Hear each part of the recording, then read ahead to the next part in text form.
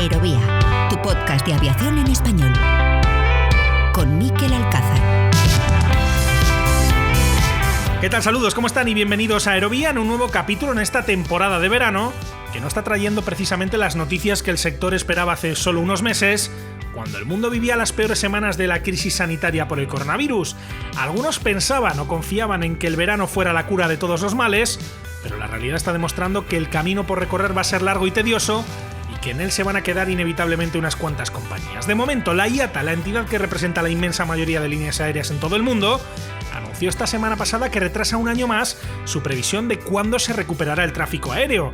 Según el organismo, no veremos cifras como las de 2019 hasta como mínimo 2024. Hay poca confianza por parte de los consumidores, los vuelos internacionales siguen congelados en la mayor parte del mundo y en algunas regiones como en América Latina, la actividad aérea está paralizada prácticamente en su totalidad. El vicepresidente de la IATA para las Américas es Peter Cerdà. La solicitud primaria que tenemos en este momento para nuestros gobiernos en la región no es una solicitud monetaria. La solicitud es que nuestros gobiernos, los gobiernos centrales, den la orden para reactivar, reiniciar el transporte aéreo en nuestra región. Pero lo que está sucediendo no solo es un quebradero de cabeza para las compañías aéreas, en el sector no hay nadie a salvo, y tampoco, por supuesto, los grandes fabricantes. Hablábamos hace unos días de los problemas de Airbus, cuyo presidente, Guillem Faury, se reunió la semana pasada en el Palacio de la Moncloa con el presidente del gobierno, Pedro Sánchez, quien le regaló un puñado de buenas intenciones y compromisos que habrá que ver cómo y si se materializan. Pero también al otro lado del Océano Atlántico siguen los ajustes. Boeing anunció más pérdidas de las esperadas en el segundo trimestre, lo que le obligará a reducir los ritmos de producción y también a dar por terminado uno de sus programas más exitosos de la historia, el del Boeing 747. Todo esto mientras el 737 MAX continúa en tierra a la espera de su recertificación, un proceso que sigue avanzando, como explicó en una entrevista a la cadena CNBC el nuevo consejero delegado de la compañía, David Calhoun. La evolución en la recertificación del MAX, decía Calhoun, está siendo fantástica, cuidadosa, transparente. El avión vuela cada día ofreciendo un desempeño increíble y ahora tenemos que terminar bien este proceso con todos los reguladores globales y tengo confianza en que lo lograremos. La FAA está haciendo un trabajo diligente, así que vamos a seguir siendo optimistas y vamos a seguir su liderazgo.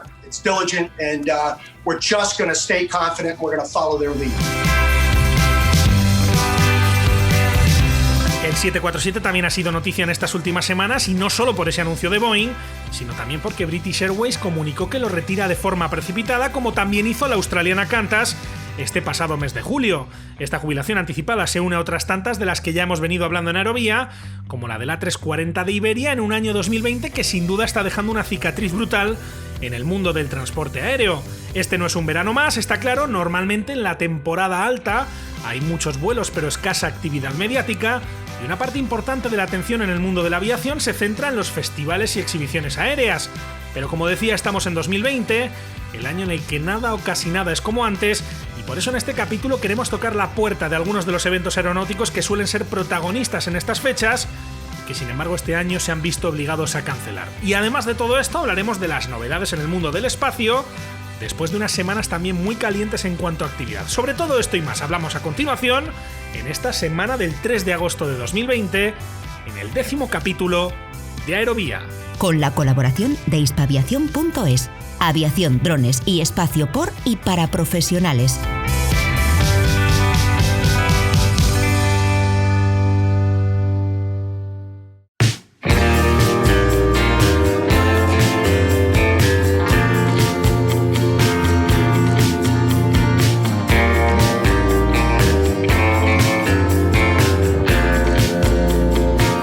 El capítulo especial dedicado a la simulación de hace 2 semanas, en Aerovía volvemos a acercarnos esta vez a la actualidad y en este capítulo, como les comentaba, queremos conocer mejor cómo han cambiado los planes para algunas de las principales exhibiciones que suelen ser protagonistas en estas fechas.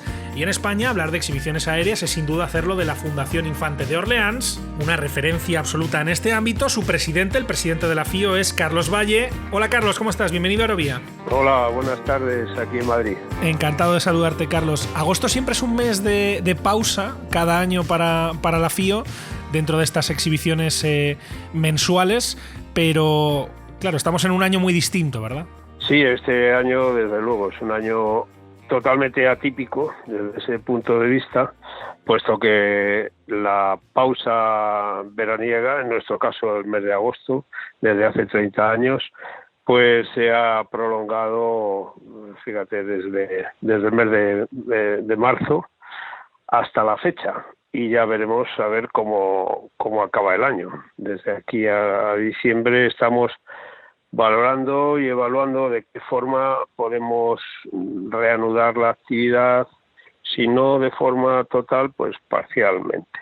Es evidente que la crisis del COVID maldito pues ha tenido un efecto devastador especialmente en las organizaciones culturales, en el mundo del ocio, del deporte, etcétera, y muy especialmente en aquellas que, como la nuestra, como la FIO, pues dependen de reuniones públicas y eventos especiales para cumplir sus objetivos.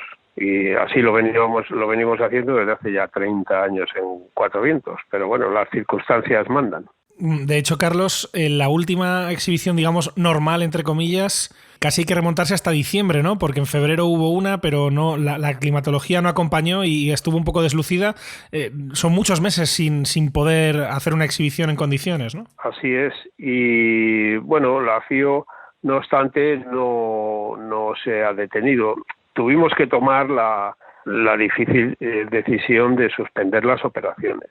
Evidentemente, ante la incertidumbre que la tragedia, porque ha sido una verdadera tragedia sanitaria, la que esta crisis ha impuesto, y en España muy especialmente.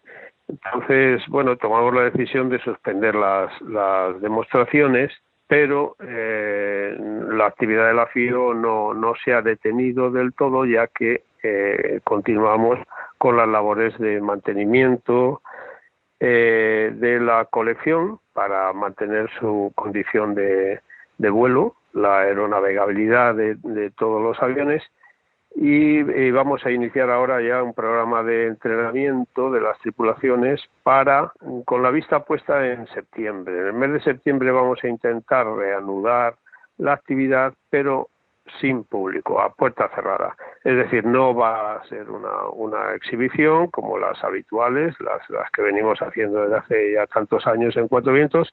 Va a formar parte de del programa de mantenimiento de la colección y de entrenamiento de las tripulaciones. Lo que haremos será retransmitir esa exhibición en streaming para que todos nuestros seguidores y donantes y demás y aficionados puedan contemplarla hasta donde esté en nuestra mano, pues como si estuvieran allí un domingo más, un primer domingo de cada mes, como venimos haciendo desde hace ya tantos años. Carlos, lo que hace la FIO, para quien no la conozca, aunque yo creo que en el mundo ya todos lo conocemos perfectamente, ¿no? Pero por si alguien no sabe muy bien lo que hace la FIO, esta colección de aeronaves históricas, ¿no? Todas tienen mucha historia.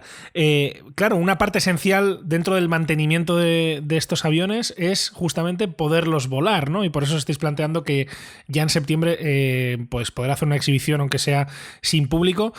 Pero en ese caso sería, claro, sin público, es decir, sin cobrar las entradas que habitualmente el donativo que la gente que asiste allí a Cuatro Vientos aporta.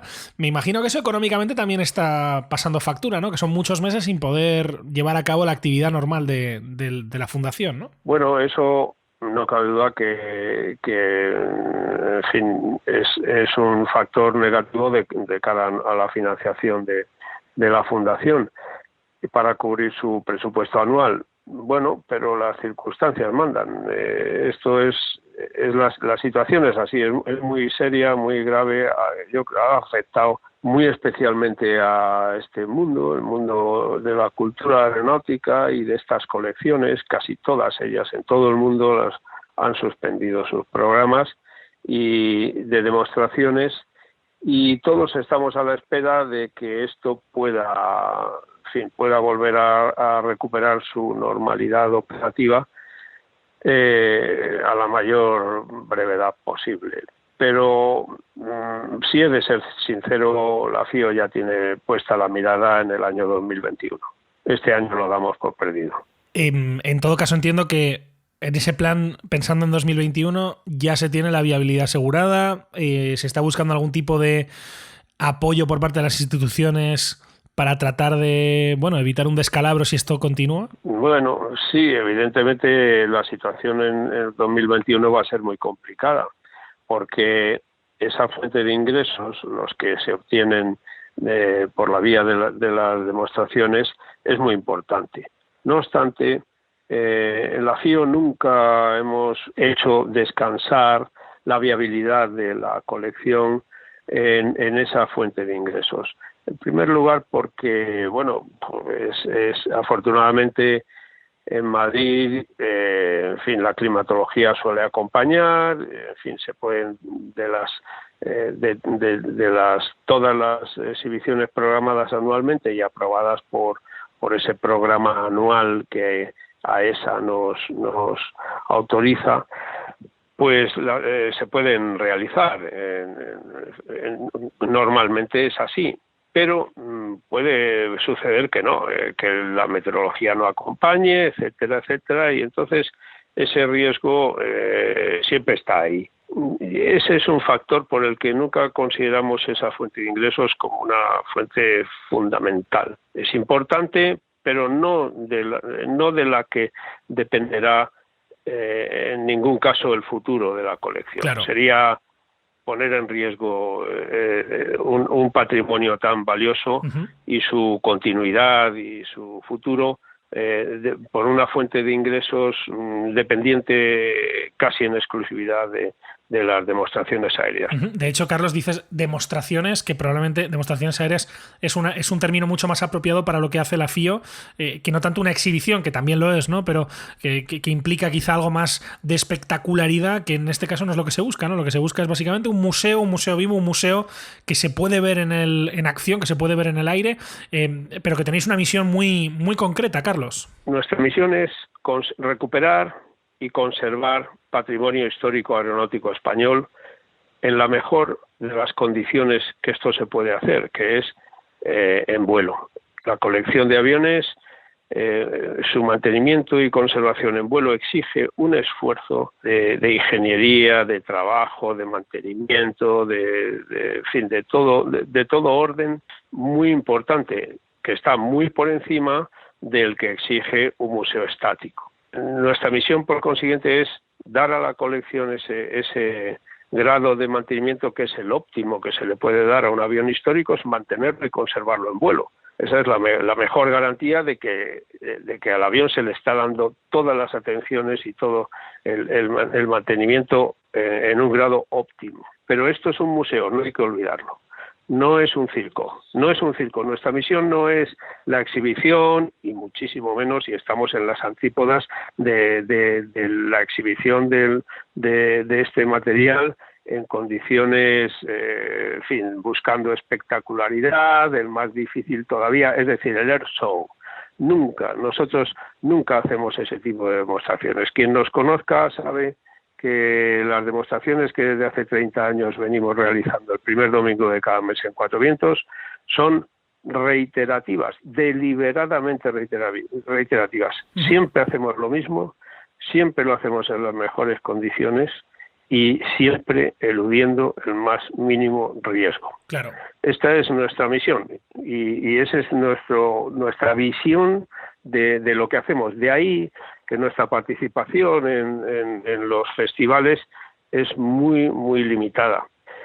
Nuestra política nos lleva, por tanto, a ser ultraconservadores en el mejor sentido de la palabra. De hecho, nuestra colección no sale de Cuatro Vientos, salvo en ocasiones excepcionales, como puede ser, por ejemplo, el Festival de Gijón. Hemos asistido en varias ocasiones y lo seguiremos haciendo con mucho gusto porque nos parece un gran festival, Torre del Mar igualmente, y allí donde además, en fin, ya hay una cierta tradición y se nos conoce, se conoce nuestra forma de actuar, se sabe y se valora que lo que nosotros aportamos a un festival es historia, para el aficionado que lo sabe valorar es más que suficiente ver estos aviones en vuelo, y esa es nuestra política, de manera que esa visión museística muy ultraconservadora es la que nos hace eludir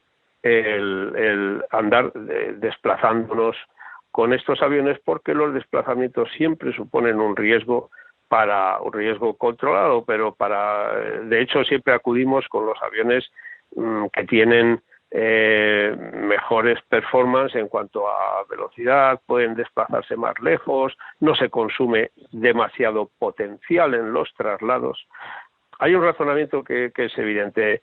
Si para mostrar un avión histórico en vuelo durante 3-5 minutos máximo, porque más de 5 minutos acabas aburriendo a los espectadores, si para esos 5 minutos has consumido 5 horas de vuelo entre ida y vuelta desde tu base, claro, estás haciendo un pésimo negocio. Desde luego.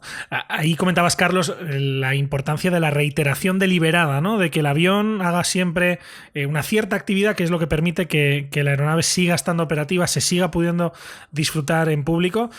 Ahí me imagino que en la época de confinamiento hubo una restricción importante de que ni siquiera se pudiera volar, y que ahora, más allá de que se mantuvieran las tareas de mantenimiento, ¿no? Pero el hecho de haber podido volver a regresar a una cierta actividad en la desescalada os ha permitido al menos poder volver a volar estos aviones, ¿no? Ahora estamos en una fase de recuperación del tiempo perdido, digamos.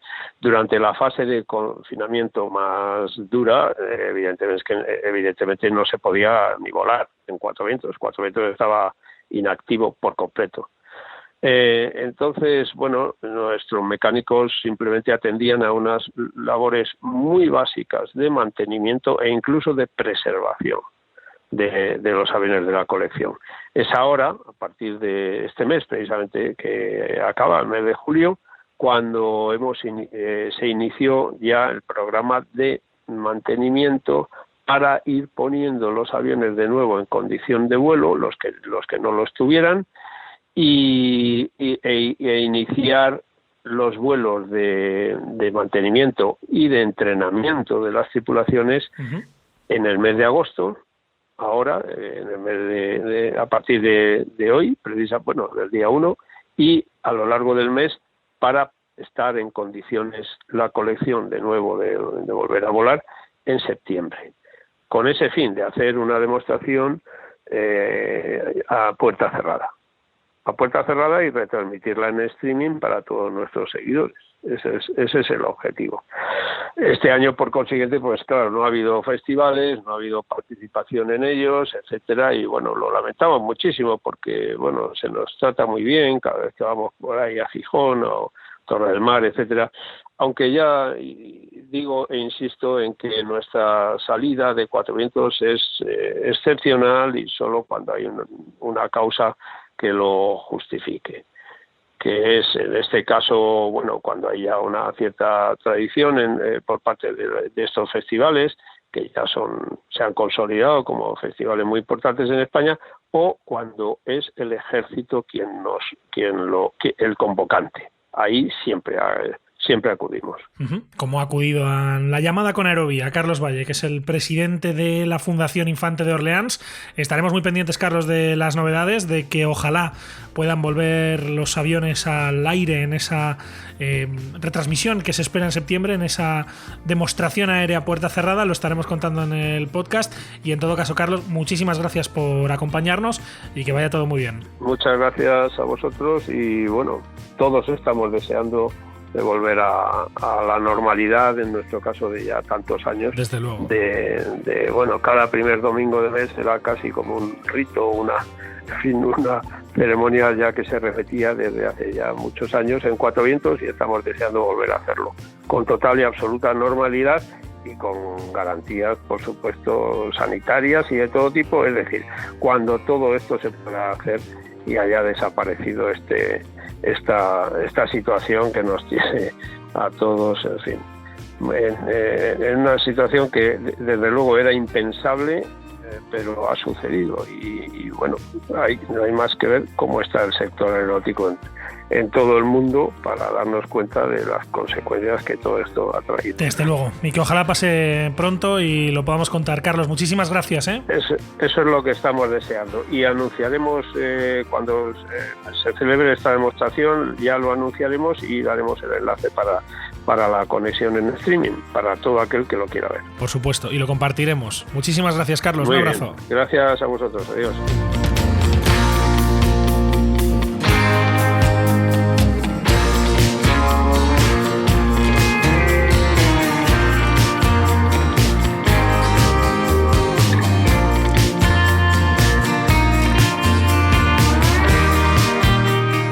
No es la única entidad de referencia que ha visto trastocados sus planes este verano, y de hecho el calendario de eventos aeronáuticos se ha plagado de cancelaciones ante el avance de la pandemia.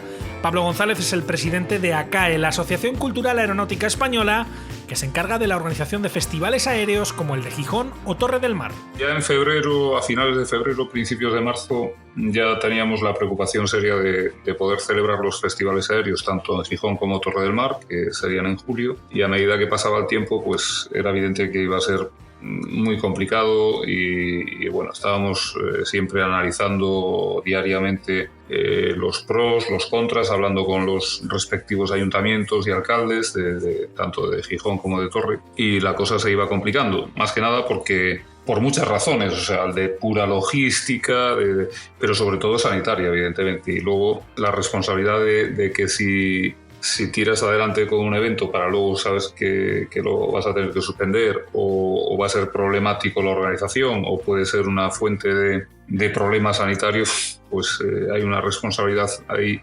social compartida que ya te dice que esto no va a poder ser.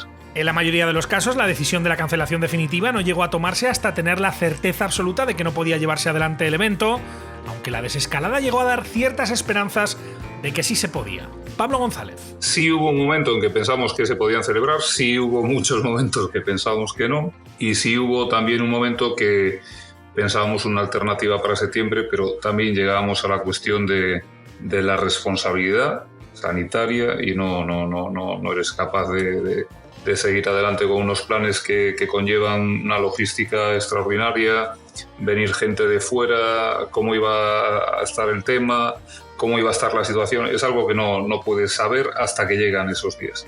Entonces esto, evidentemente, un festival aéreo siempre necesita un año de preparación previa. Acabamos un festival a la semana, estamos pensando ya en el siguiente año y empezamos a trabajar.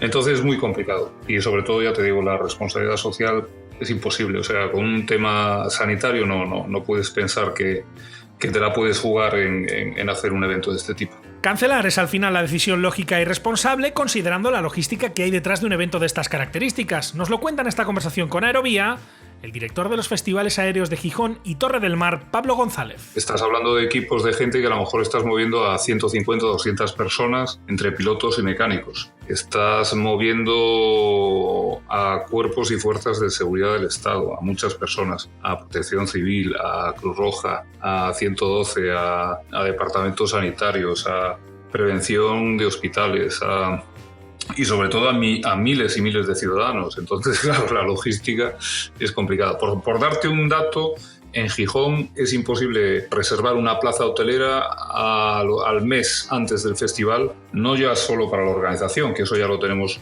arreglado desde un año antes, sino para cualquier persona o familia que quiera ir a pasar esos días en Gijón, bien sea para ver el festival o para disfrutar de la playa o de turismo, pues no va a poder en un radio de 50 kilómetros reservar una plaza hotelera. Lo mismo pasa en Torre del Mar, por ejemplo, que nosotros mismos como organización, por capacidad, tenemos que jugar con 6 o 7 localidades cercanas a Torre del Mar para tener plazas hoteleras. O sea, es muy complicado. A lo mejor tenemos a gente en Málaga, en Benalmádena, en Torremolinos, en pueblos que están en toda la zona de la Axarquía, y eso, claro, supone una logística de movimiento y de coordinación muy intensa. Y no solo se trata de la logística, como nos cuenta Pablo González, también hay que tener en cuenta que en España se trata de eventos masivos. Sí hay una cosa que está clara, que es diferenciadora de los festivales que hacemos en España. En el resto de Europa son eventos que se cobra dinero. La gente entra a un club aéreo con instalaciones grandes o a una base aérea o a una zona de un aeropuerto muy grande y tal, y paga y está en un recinto cerrado y a lo mejor hay 30.000 o 40.000 personas. En España los festivales aéreos son gratuitos, los hacemos en entornos urbanos o semiurbanos, en el mar, encima del mar, por cuestiones de seguridad, pero dentro de una ciudad.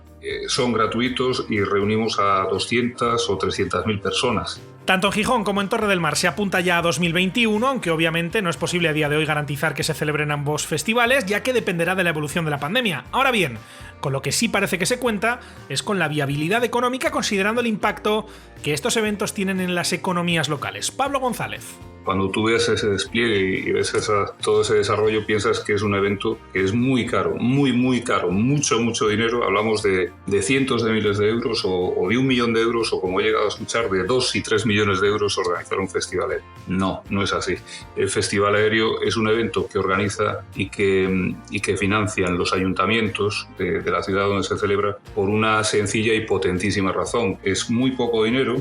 No tiene nada que ver. Te digo que es el triple de caro traerse a cualquier cantante nacional en España. Es el triple de caro traerse un cantante que hacer un festival aéreo. Con eso ya, si aplicas el caché normal de algún grupo, algún cantante en 200.000 euros o 300.000 euros, pues ya sabes lo que te puede costar un festival aéreo. Y el festival aéreo, además, hecho como los hacemos aquí, es una inyección muy potente para el turismo, para la hostelería y para la hotelería de la zona donde se celebra. Por eso te decía antes que, claro, si quieres reservar una habitación en Gijón, un mes antes ya no tienes capacidad, no tienes hotel en 50 kilómetros a la redonda. Todos esos hoteles, todas esas plazas hoteleras están ocupadas precisamente y mayoritariamente por el festival aéreo. Claro, la inyección de dinero que eso supone para una economía urbana de ciudad, pues a lo mejor multiplica por 300 el presupuesto de lo que cuesta el festival aéreo.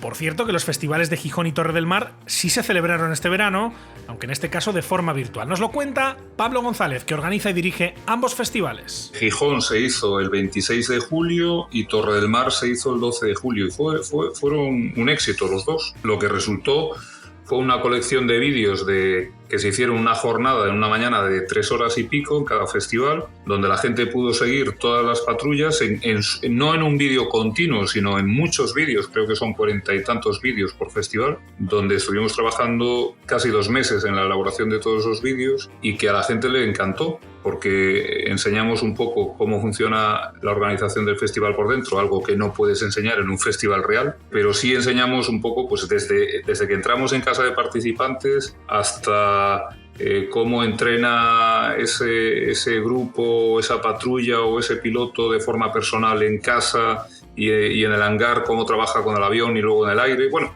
hemos enseñado una serie de vídeos incluso de instituciones muy conectadas con los festivales aéreos y muy necesarias para la organización, como AESA, como ENAIRE, como AENA, como el Ejército del Aire, como pues los controladores aéreos, no sé, con los ayuntamientos, y esos vídeos pues han gustado muchísimo.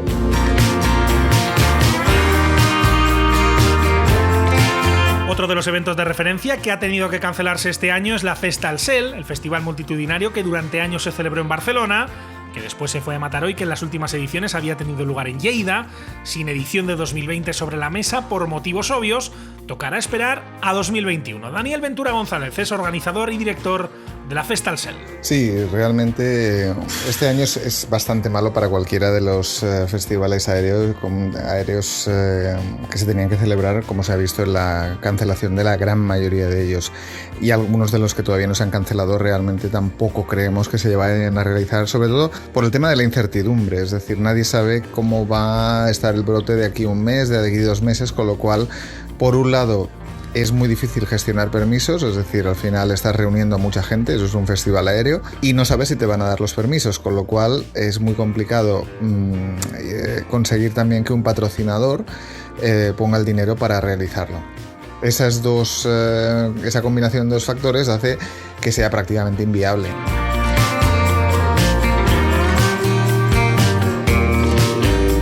Las cancelaciones, por supuesto, no son exclusivamente en España. En el Reino Unido, por ejemplo, uno de los grandes eventos del verano, el Royal International Air Tattoo, también debió resignarse al live streaming para celebrar un evento virtual. A very good morning, everyone, and welcome to the first ever virtual Air Tattoo. We've got a fantastic lineup of action for you over the next 4 hours. I'm Ben Donnell. Tampoco Estados Unidos se ha librado de la oleada de cancelaciones, aunque con alguna excepción, como el desfile aéreo sobre Washington, la capital, con motivo del 4 de julio, el día de la fiesta nacional.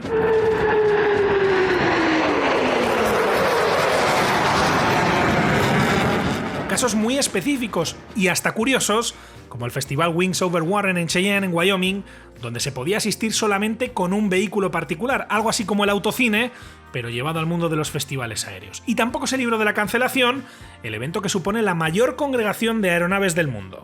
Good evening, thank you for joining us. I'm Tom Zaleski. And I'm Erin Davison. We begin with news now from Oshkosh, where the world's largest flying convention has been canceled this year because of the Hablamos obviamente del coronavirus. AirVenture de Oshkosh en Wisconsin, que también se vio obligado a cancelar la edición de este año 2020, en lo que supone la primera cancelación después de casi 70 ediciones ininterrumpidas. Un reflejo de la magnitud de esta crisis, de la que por supuesto seguiremos hablando en los próximos capítulos de Aerovía, aunque ahora cambiamos de registro y hablamos en la recta final de este 10º capítulo de las novedades en el mundo del espacio.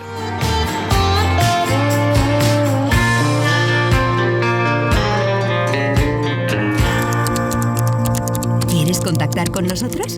Escríbenos a info@aerovia.net.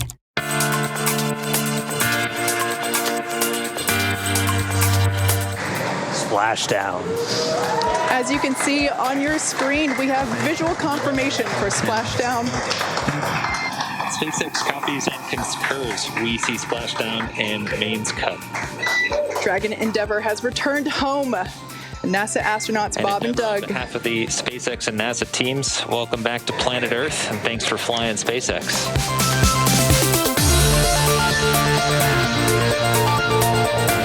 Y en este 10º capítulo hablamos de espacio porque han sido semanas de gran actividad. Lo último lo han escuchado ahora, la llegada con éxito del Crew Dragon de SpaceX desde la Estación Espacial Internacional y también el inicio de la etapa de más intensidad en lo que se está llamando la carrera a Marte. Lo analizamos todo con Juan Pons, coronel del Ejército de Tierra en la Reserva, experto en temas espaciales, aeronáuticos y de defensa, y colaborador habitual de hispaviación.es. Hola Juan, ¿cómo estás? Bienvenido a Aerovía. Muy bien, ¿qué tal? ¿Cómo estamos? Encantado de saludarte, Juan. Lo primero, vamos a hablar de esto que ocurría justo este pasado domingo, en el que regresaban los astronautas después de más de 60 días de misión espacial, más de 1000 órbitas alrededor de la Tierra, 4 paseos espaciales y de nuevo, aunque con un poquito de suspense nada más amerizar en las aguas del Golfo de México, finalmente ya están de nuevo en la Tierra. Bueno, es decisiva porque primero, el lanzamiento fue un éxito, la estancia otro éxito más y el retorno, que cabe decir, salvo que es el culmen de lo que ha sido el retornar por vez primera después de más de una década a Estados Unidos a la órbita, cuando hasta ahora dependía de Rusia. Eso ya ha concluido. A partir de ahora hay que confirmar el buen estado de la nave y a partir de ahí, dentro de más o menos un año, empezarán los vuelos tripulados a la Estación Espacial Internacional. Una misión importante, lo decíamos hace unas semanas, Juan, porque es la que ha permitido o la que ha demostrado que Estados Unidos vuelve a tener la capacidad de enviar a sus propios astronautas desde suelo norteamericano, algo que precisamente hablaba Bob Behnken, el astronauta, ya en la rueda de prensa de ayer domingo al regresar a la Tierra.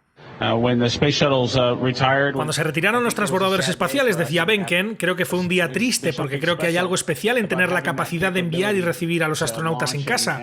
Estuvimos unos años sin esa capacidad y creo que ahora ambos estamos súper orgullosos de ser una parte pequeña del equipo que ha conseguido traer de vuelta esta nave a la costa de Florida, trayendo de nuevo esa capacidad para Estados Unidos.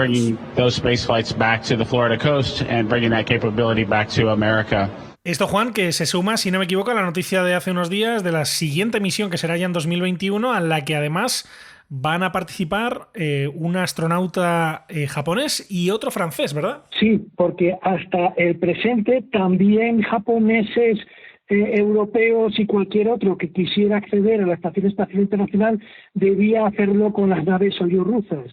La presencia de un japonés y de un europeo viene a confirmar que ya no tiene el monopolio del acceso a la Estación Espacial Internacional Rusia. Eso se ha acabado. Yo creo que el hecho de poner a un japonés y a un europeo lo que hace es ratificar esa voluntad de tener dos alternativas, la rusa y la norteamericana. Todo esto que se ha hecho posible en parte por el trabajo de SpaceX, la empresa que dirige el magnate sudafricano, a quien conocemos también por otras empresas como Tesla, Elon Musk, que ayer estaba exultante por el éxito. Esto es algo placentero para todo el mundo, decía Musk, algo que se puede ver como un éxito de la humanidad. En estos tiempos de dificultad en los que no hay tantas buenas noticias, esta es una de las cosas que son universalmente buenas. No importa dónde estés en el planeta Tierra, esto es algo bueno y que ojalá te alegre el día.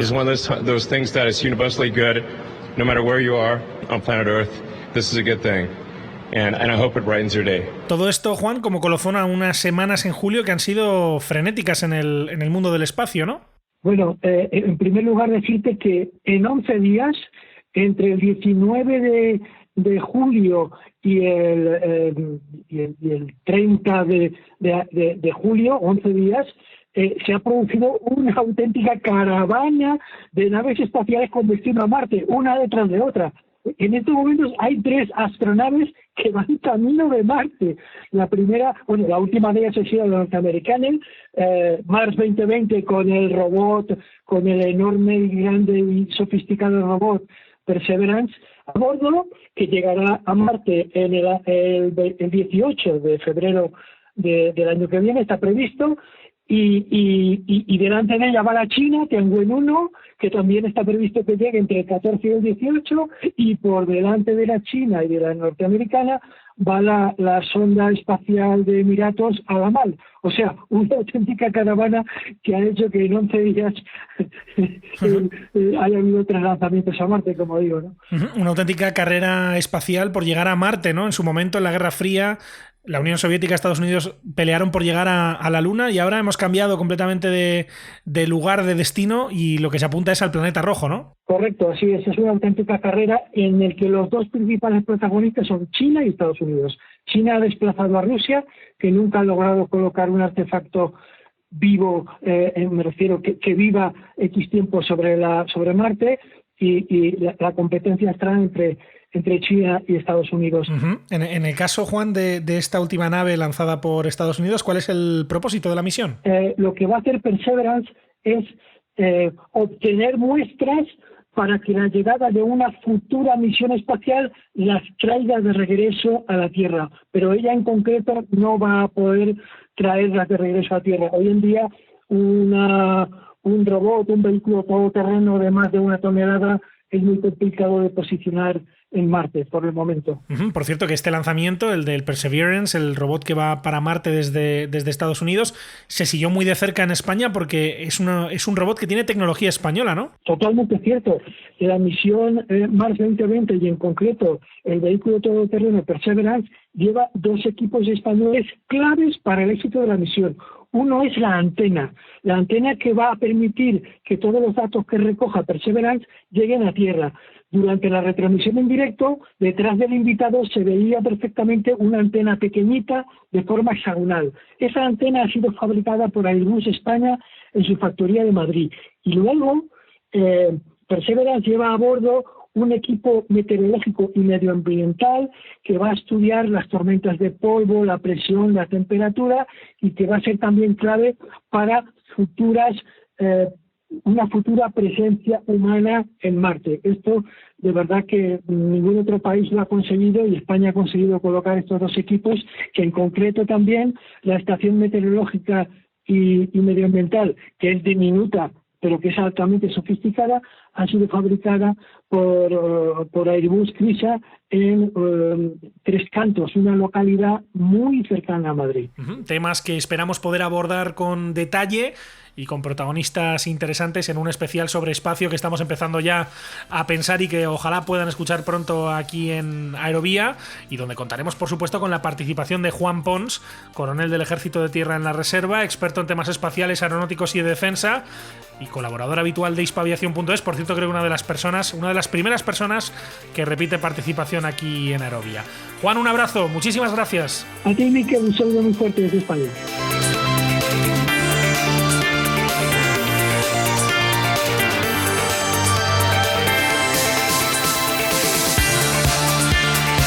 así llegamos al final de este repaso a la actualidad en Aerovía. La próxima semana, ojo, descansamos ya que seguimos en frecuencia reducida durante el verano, así que por favor tomen nota, Aerovía regresará la semana del 17 de agosto con más contenidos. Mientras tanto, recuerden que pueden encontrarnos en hispaviación.es, en www.aerovia.net, así como en facebook.com/aeroviapodcast y en los perfiles en las redes sociales de Hispaviación.